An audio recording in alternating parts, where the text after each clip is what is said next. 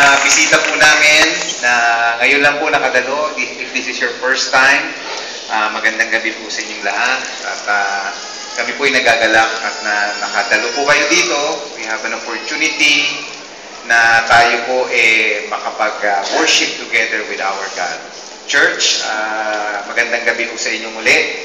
At gusto ko pong magbahagi sa inyo ng mensahe ng Diyos na meron pong excitement. Alam nyo, every day, nai-encounter ko po na tayo po sa church. Madalas, tayo po, we shake our hands. Madalas po yan, no? Tama po ba? Pag sabi mo ng good morning, sabay abot ng kamay. No? Pag sabi mo, kumusta? Abot ang kamay. No? Naging kustumbre na po natin na mag-shake ng hands. No? Alam niyo po, handshaking, ito po hindi kultura ng Pilipino, pero naging nakasanayan na po natin. No? Madalas po ito po in a business associates or business partnership. No? Ito po pinakikita natin na we welcome, we honor, we respect no po, someone na may posisyon. No? Alam niyo, inaral ko po yung handshaking. Ito pala, ang history pala nito, nung unang panahon, wala pang baril, no? Sword pa lang ang ginagamit, patalim.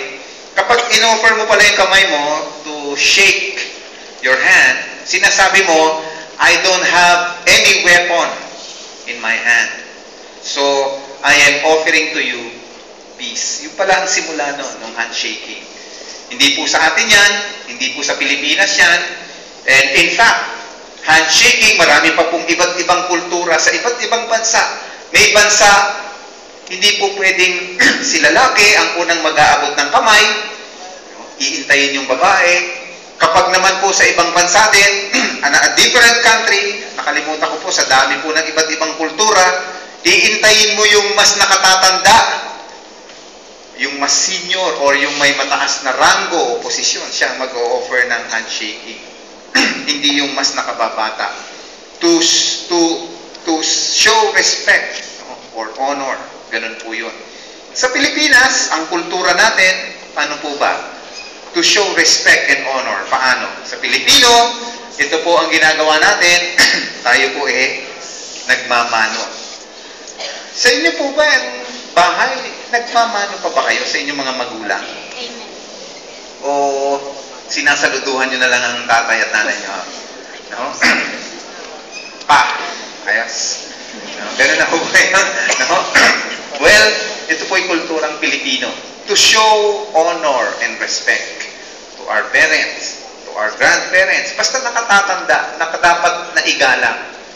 Sa ibang bansa naman, kahit saang lugar, ipinakikita po nila yung kanila pong pagpapakita ng honor, respect by bowing their heads. No? Yan. When they bow, pinapakita nila ang kanilang pagrespeto. Alam niyo po, sa mga bansang may ganitong kultura, ganito pala ang ibig sabihin ng bow. Kapag ikaw ay nagbabow ng 5 degrees ang angulo, 5 degrees lang, hindi ho masyadong bend. You are just giving a greetings. Nag-greet ka, magandang araw, magandang gabi. No? Kapag ikaw ay nagbow na kailangan ipakita respect, 30 degrees. 30 degrees ang bow. Pero pagka gusto mong ipakita yung highest respect, halimbawa po, talaga namang karapat dapat lang naman bigyan ng pinakamataas na antas ng respeto. Pag nagbow, no, kailangan 45 degrees or lower. Pero kung may rayuma kayo, ginawa ko na sa Korean. Dahil Nagbabawa ko kay ma'am. baka hindi na ho kayo makabalik. Ano ka, Korean? No? Manatili na kayong gano'n. Yan po iba't ibang kultura to display, to show honor and respect to others. May nakita ka sa Facebook. Kung depende sa iyong lahi. Sa isang Kristiyano, how do we show our respect to our God? How do we show honor to our God? Paano ba?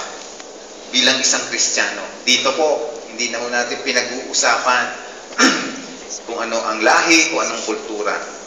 At yan po ang atin pong aaralin ngayong gabi. The right attitude of honoring our God. Yan po ay aalamin natin kung paano ipinakita ni Abraham. Paano niya inonor ang Diyos. Dito po natin kukunin ang aral mula po sa Genesis chapter 18. Basahin ko po sa inyo, beginning in verse 1. Sabi po dito, verse 1, The Lord appeared again to Abraham near the oak grove belonging to Mamre.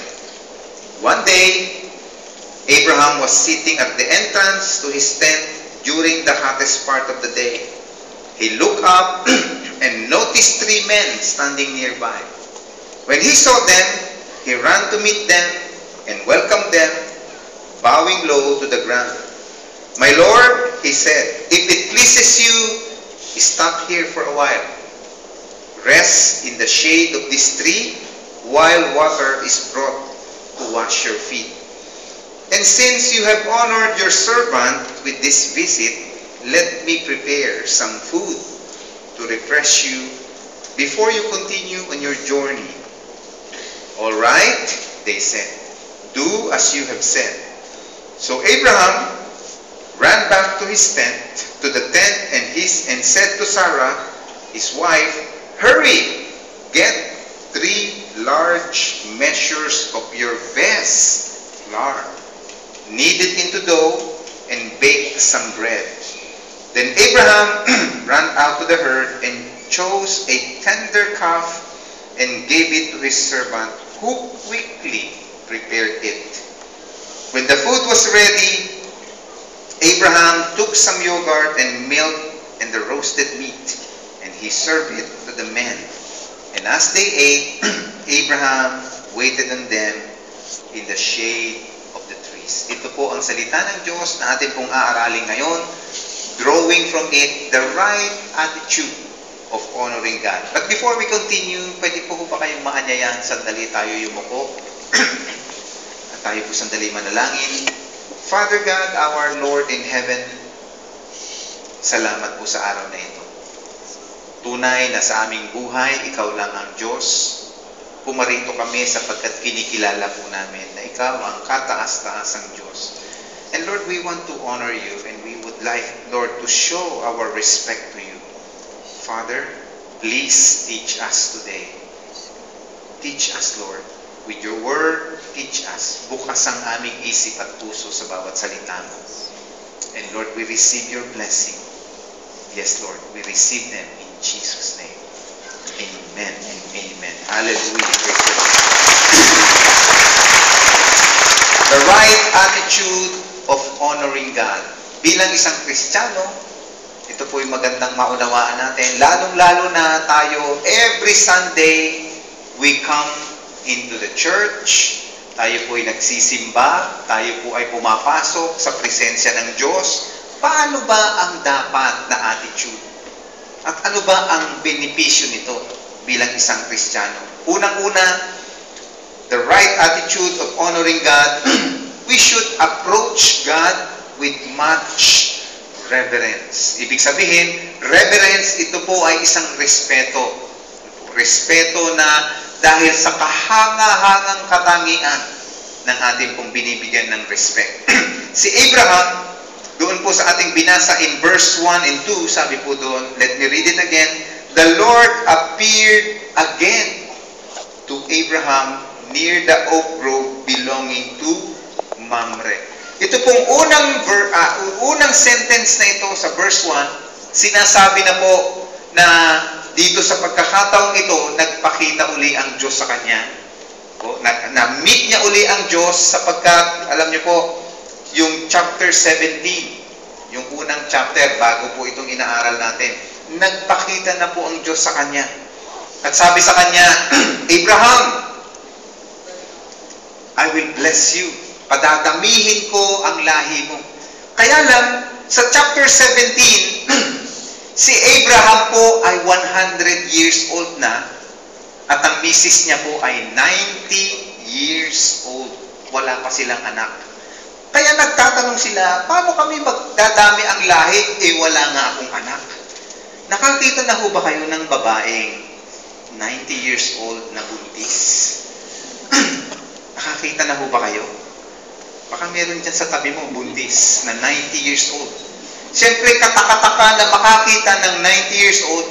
Ang alam ko po, pagdating ng mga 60, ang babae, hindi na ho nagbubuntis. Tama ba? 60? Kasi ako laging buntis. Hindi ko naman alam sa mga kababaihan. No? Ang babae, 60 years old, no more. No more. Pero ito, si Sarah, magkakaanak pa, 90 years old. 90 years of age. Kaya nagtataka po si Abraham. Yun po yung unang encounter. However, pagdating po dito sa chapter 18, nagpakita uli ang Diyos sa kanya. Ito pong first sentence na ito, parang ito po yung introduction or summary or title ng buong chapter 18 na ito.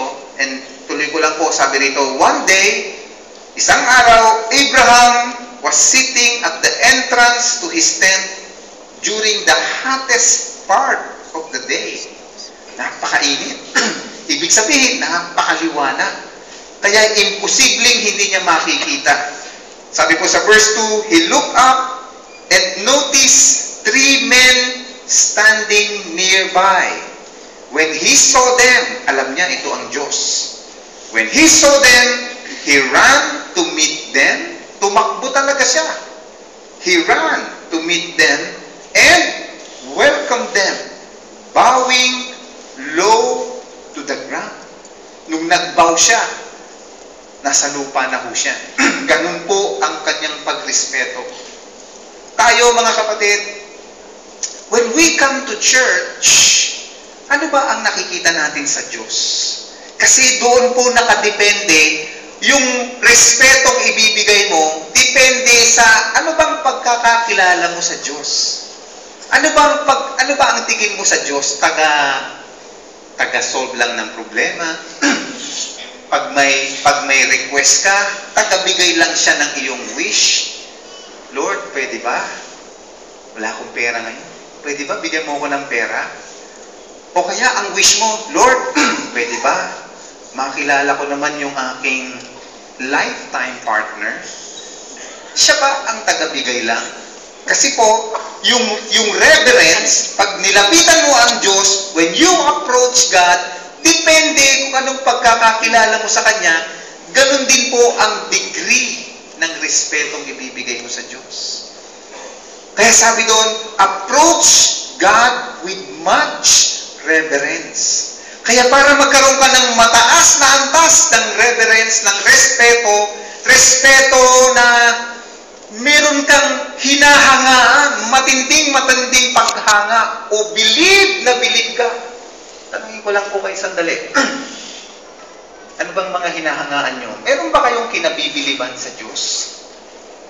Siguro, magandang example. Ang ating Panginoong Diyos, siya lang naman po ang lumikha ng buong mundo. May lupa, may puno, may dagat. Hindi lang yan. He created all the planets, the moons, the stars, the universe. Grabe pag pinapaano na sa'yo, no? Kaya nyo ba yun? Kaya nyo bang gawin yun? Yun ang ginawa ng Diyos. At hindi lang yun.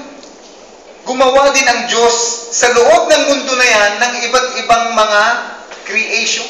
Tigre na stripes, ibang klaseng stripes, no? Ibon na papawid, ibon na pwedeng lumipat at lumangoy. Ano yun? At iba't ibang Prutas uri yan, ng parang prutas. ibon din yan. Sa tigre na lang kamangha-mangha eh. Naisip ng Diyos ang tigre kailangan kakulay ng paligid niya para hindi halata. Para makadenggoy siya.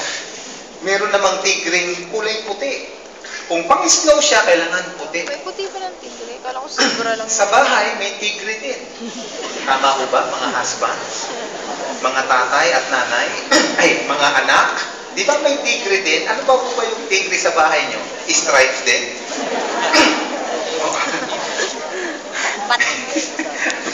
Nagsisikuhan. Mag-asawa. Hindi malam sinong tigre sa kanila. No? Yan po creation ng Diyos. Alam niyo po, tinitingnan ko po ang creation. Sa creation na lang sa tao, ang galing. Lumikha ang Diyos ng tao na kung saan ang utak ng tao mas matindi pa sa computer. Hindi lang po natin napapractice na ganun siya kabilis mag-compute. Ang utak ng tao, kaya niyang pagalawin ang buong sistema natin. At ito po nakakapagtaka. No? Dahil ang utak ang nagpapagalaw, ang puso, the heart of every man, it has an independent, parang sabihin na natin, independent kind of brain na nag-uutos sa kanyang tumibok. Kaya pag inalis po yung mga puso for transplant, pag inalis po yun, hindi na ho siya connected sa katawan ng tao, tumitibok pa po yan. Subukan niyo po.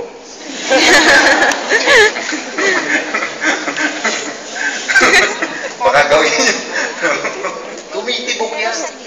Amazing. Sa ating pong skeletal part, nabasa ko din po sa isang pag-aaral, no?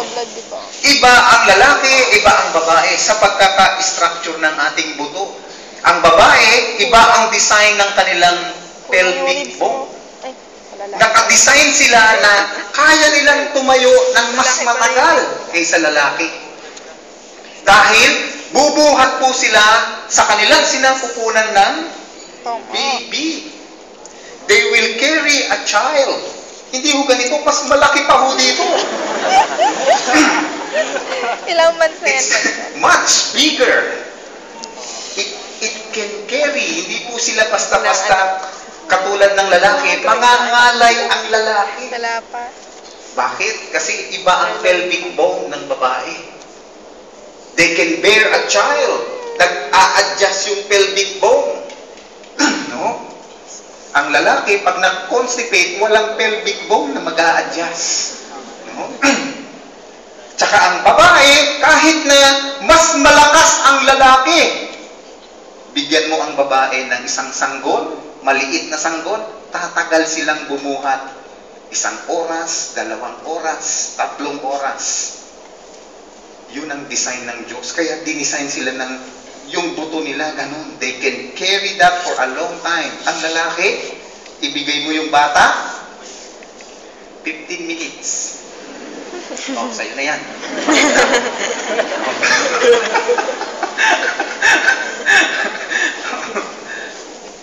Ano pong pinupuntos ko?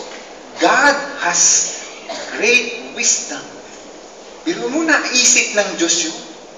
Dahil ang babae, she will carry a womb, a life, a baby. Kailangan ganito ang buto.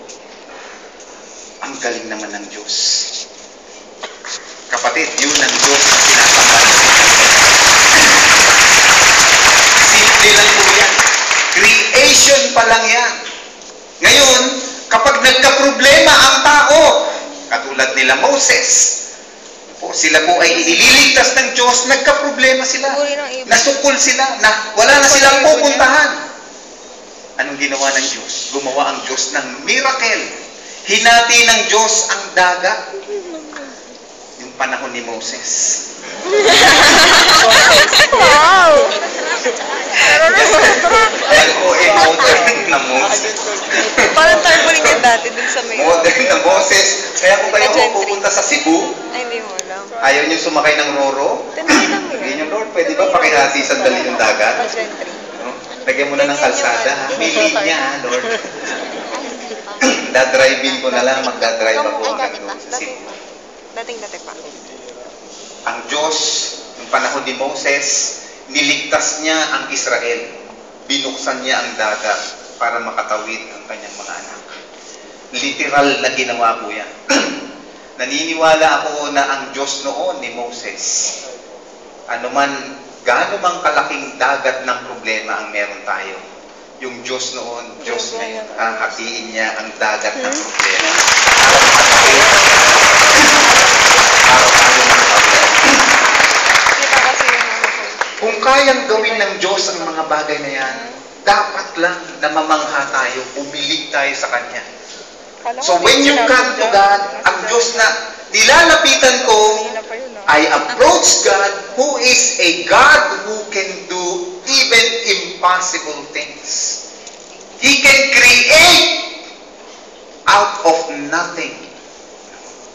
Yun ang Diyos na dapat nating binibigyan ng tunay na pagsamba, ng dapat na paghanga.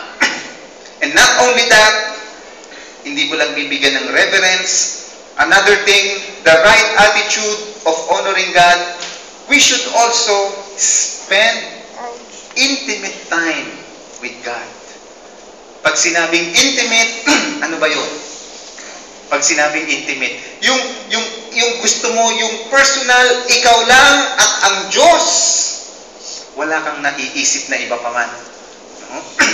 Sabi po sa verse 3 and 5, sabi po ni Abraham, "My Lord," sabi po ni Abraham, he said, "If it pleases you," kung hindi naman po higit itong kahilingan ko, "stop here for a while." Pwede po ba, Lord? Pagpupunta ho tayo rito, Lord, pwede ba saglitin mo lang kami? Could you please stop here for a while? Gusto ko pong makipag-fellowship sa iyo. Sabi po dito sa verse 4, "Rest in the shade of this tree." Lord, pwede ba, Lord? Rest with me. Rest with me. Ano pa po sabi sa verse 5? "And since you have honored your servant with this visit," si Abraham, siya po ang, sa kanyang pakiramdam, siya po ang nabigyan ng pabor. Sa pagbisita ng Diyos, pinaboran siya. Kaya sabi niya, hindi ko sasayangin ito. "Lord, let me prepare some food to refresh you before you continue on your journey." Gusto ko, Lord, kahit paano, Lord, yung nandito ka, nag-i-stay ka pa, tatagal ka kasi kakain eh. Pwede ba tumagal muna ang pagbisita, pakakainin kita? Si Abraham, gusto niya intimate na panahon sa Diyos. Alam niyo po, ang katotohanan, marami nga pong mga Christian naniniwala sa Diyos. Marami pong mga Christian tiwala sa Diyos. Kaya lang, yung pagkakataon na sila ay nandun sa presensya ng Diyos, nasasayang. Kasi po, ang Kristiyano, bombarded ng ang dami-daming iniisip. Iniisip niya ang kanya pong hapunan mamaya. Pinoproblema niya ang baon ng mga anak niya itong linggong ito. Pinoproblema niya yung trabaho niya, yung pamilya niya. Ang dami-daming iniisip.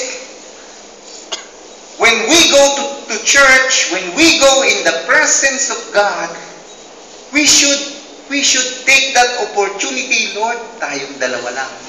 Itatabi ko lang sandali yung mga problema ko. I want to experience rest with you, Lord God. Gusto ko magkaroon ako ng kapahingan, ng kapayapaan, at Lord, ikaw lang ang kasama ko. Intimate with the Lord. Kapatid, tanong ko lang, kapag ikaw ba'y pumupunta rito, ikaw ba naglolong na maramdaman mo sandali ang presensya ng Diyos? Or siguro ganito na lang. Do you believe that God, His presence is right here, right now? Amen. Kasi po sinabi ng Panginoon yan sa Matthew chapter 18. Kung meron mang 2 o 3 na nagtipon sa kanyang pangalan, nandoon ang presensya ko sa kanila. Kaya church, when 1 of you, 2 of you, 3 of you will come together here, kayo po ang nagdadala ng presensya ng Diyos dito. Did you get it? 1, 2, 3, Kristiyano, 4, pumunta rito. You're bringing the presence of the Lord here. Wow! Ang bihira.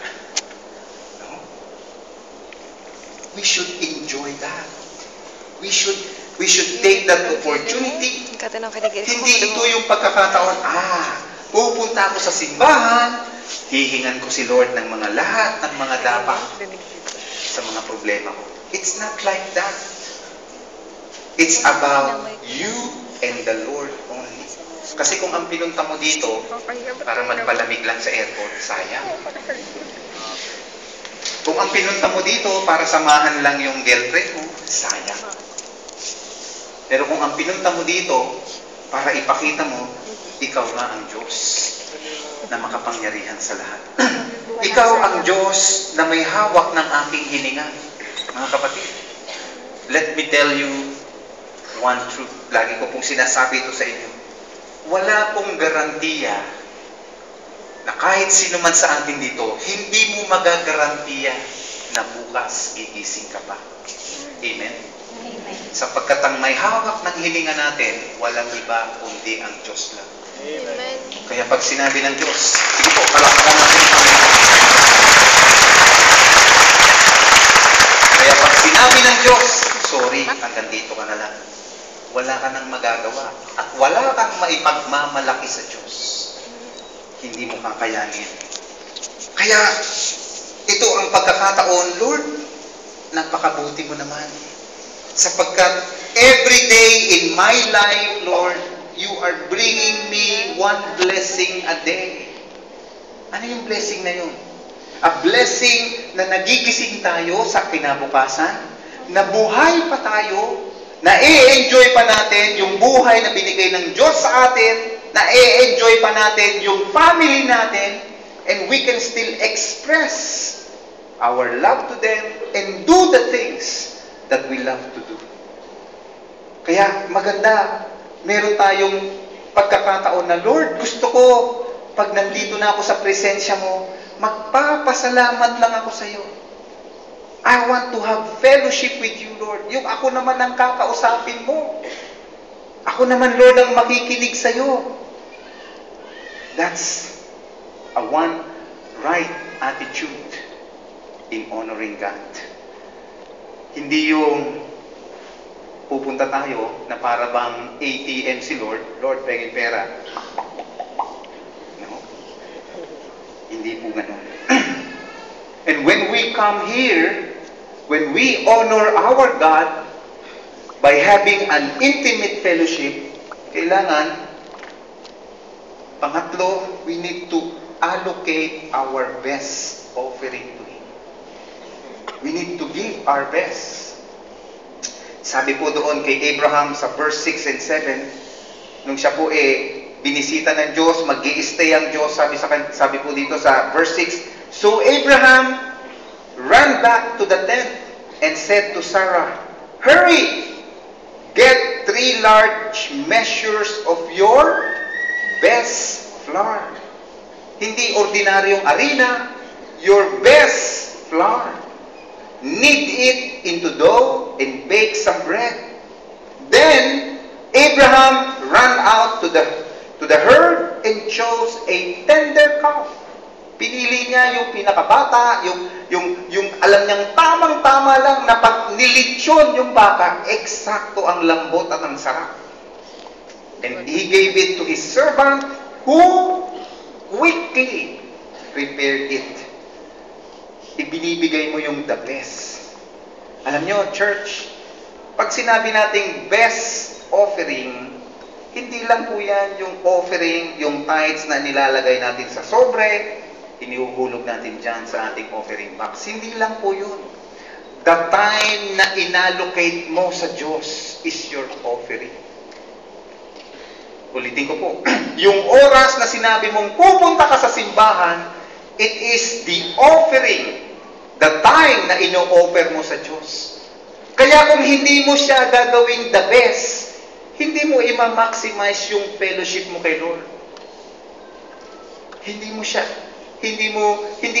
mo gagawing intimate.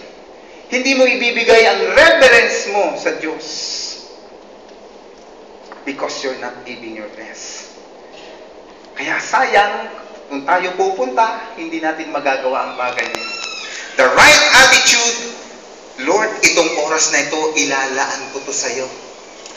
Ito yung magagawa kong the best para sa iyo. Hindi ko iisipin yung mga problema sa trabaho, hindi ko iisipin ang ano pang mga bagay.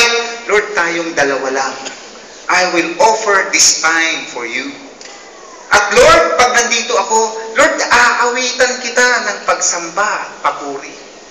Lord, pasasalamatan kita. Allocate your best for the Lord. No? At sabi pa ho dito, His servant preparing yung lechon. Ano po? He quickly prepared it. Alam niyo po, kapag special, hindi ho pinag-iintay. Amen po ba yun? Nasubukan niyo na ho bang mag-intay? Sino na ho dito nag-intay ng mga isang oras? Kukunti ah. 2 oras. Mas kukunti. 3 oras kayo naghintay. Alam niyo po, tama ba po sa mga nakapaghintay ng matagal? Ang hirap maghintay. Amen po ba? Ang hirap maghintay. Meron po akong experience. Yung aking pong wife ngayon, dati po siya po ay aking girlfriend pa lang. Girlfriend ko pa lang po siya. Wala pa pong cellphone nung panahon na yon. Kung hindi po ako nagkakamali, that was 1990. No? Ewan ko kung buhay na kayo noon. 1990, ang cellphone noon, no po, kailangan meron kayo, nakabag po siya dahil laki ng baterya. No? Parang baterya ng kotse. Kapatong mo doon yung telepono mo, nasa handset yung dial. No? Ganun po ang cellphone dati. So, we cannot afford it. Sabi ng girlfriend ko, ex-girlfriend ko na ngayon, dahil wife ko na siya, sabi niya, magkita daw kami doon sa bayan. So, sa isang bayan sa La Union. No? Hindi po ako familiar sa lugar na yun. At doon daw ang bayan ng kanyang mga magulang. Ipapakilala daw ako sa kanilang mga kamag-anak. Wow! What an honor, no? To meet them. Punta ako. Punta ako. So, I went there. Doon sa sinasabi niya, nakita ko naman yung lugar na yung aming rendezvous, no? Yung aming pong meeting place, nagkita kami sa isang waiting shed. 7 a.m. So, before 7, nandun na po ako. 7, wala pa siya. 8, wala pa siya. Ganun pala yung 9 a.m. wala pa din siya. 3 oras na. Tama ba? 8, 9, 10 a.m. wala pa rin siya. 11 a.m. Nakita ko siya, parating na. All smile. 4 hours akong naghihintay. Ang sweet ng kanyang ngiti. 4 hours. 4 hours. Sabi ko, ano nangyari? Di ba usapan natin 7 a.m.? 7 ba? Di ba 11 a.m.? So, miscommunication, di po kami nagkaintindihan.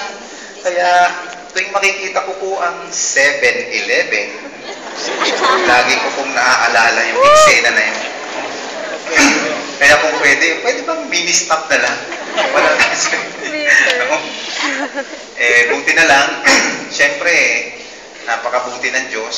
Dahil dun sa waiting shed na yon, nakapag-intay ako ng 4 hours dahil kahit paano nakapaghanap ako ng paglilibangan, meron po kasing baliw doon.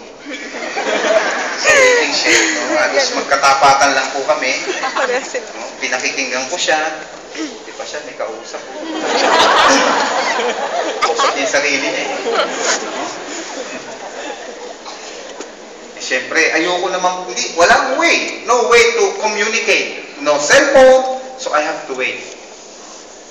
At saka isa pa, alam niyo po kasi, nag-aalala ko, kung aalis ako, baka dumating siya naman ang maghintay, akalain niyang wala ako doon. Hindi ko naman maibilin doon sa baliw, pakisama ko sana. No? Dahil mahal ko siya, siyempre, hintay ako by 4 hours. Ganun palang pag-ibig, no? Alam niyo, kapatid, pinag-iintay niyo ba ang Diyos? Every Sunday, iniintay ka ng Diyos. Inaantay niya, 7:30, dadating yung anak ko. 7:30 ng umaga. Ay, hindi dumating. May 9:30 service. Dadating yung mga anak ko. Hindi dumating. Inaantay ka ng Diyos. Ito na, last service na. Dadating na yung anak ko. last service na eh. Anong oras po kayo dumating? Pero alam mo kapatid, kahit late ka, kahit basag sisiw. dahil mahal ka ng Diyos, hihintayin ka ng Diyos. Amen!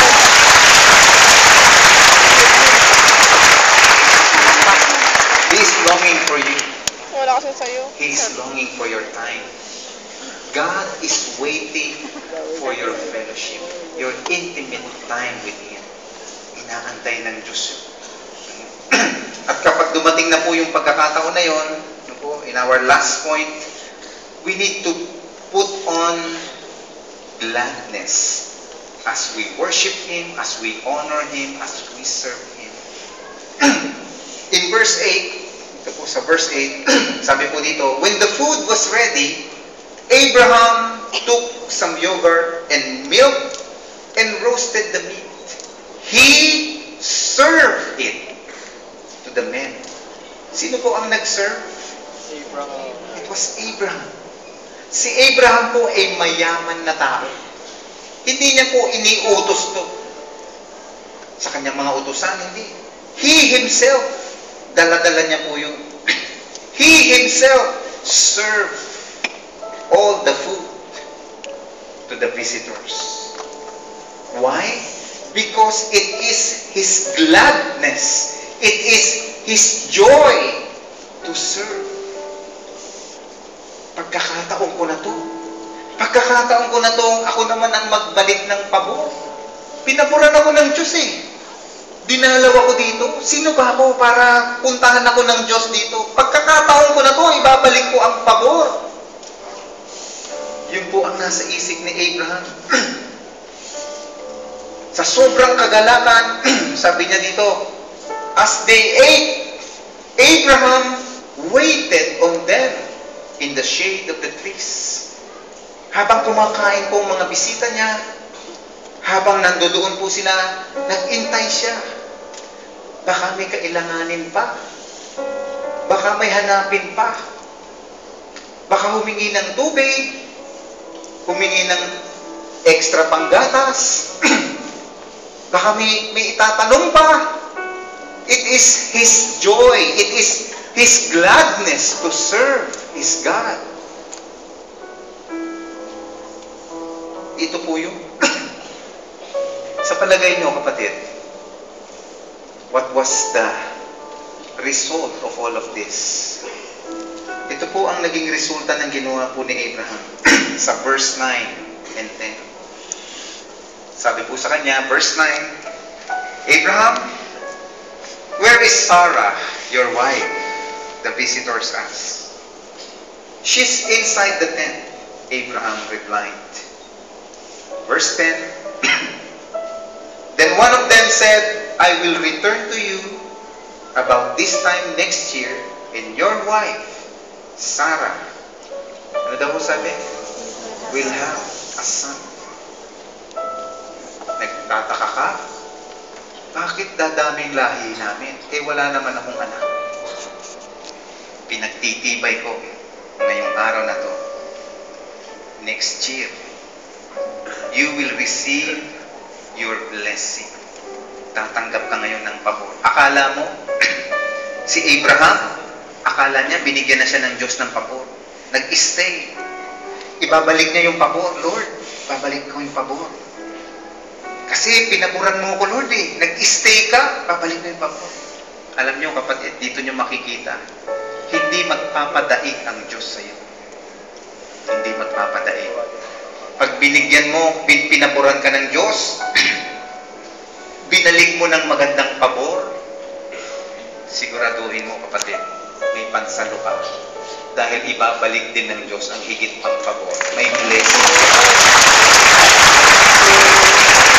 Hindi magpapadaig ang Diyos. Magbabalik at magbabalik siya ng pabor. Ibibigay niya ang blessing. Kaya pala, merong nakasulat sa Bible, sabi po doon, delight yourself in the Lord, and He will give you, what? The desires of your heart. Ano yung desire ng puso mo? Hindi lang ibibigay ng Diyos yung need, yung desire. Kahit hindi mo yan need, pero desire mo yan because you delight in the Lord. Excited ako, nagagalak ako. It's an opportunity for me dito.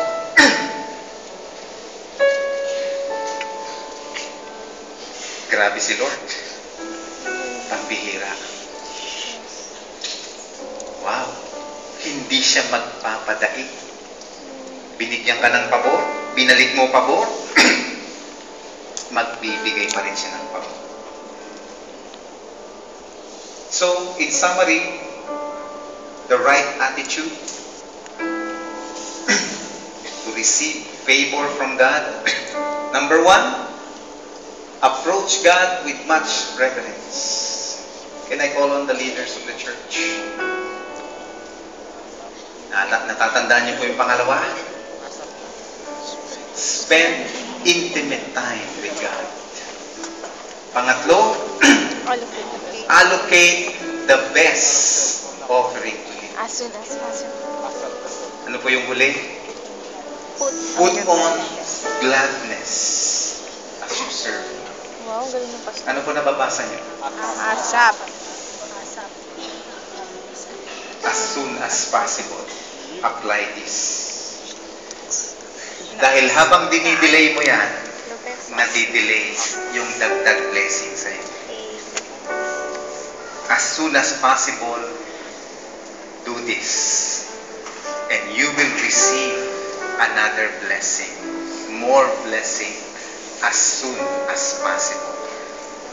Ang Panginoong Diyos, napakabuti sa atin. Tapat. He wanted very much this fellowship with you. We have the opportunity tonight Ano yun? Nagkasandun yung to point. exercise this. Pwede kang yumuko sa dali. You can just close your eyes. Don't mind everyone. Just you and the Lord. Just you and the Lord. Prepare your heart today, church. Commune with God right now. Fellowship with God right now. As we prepare also the communion elements.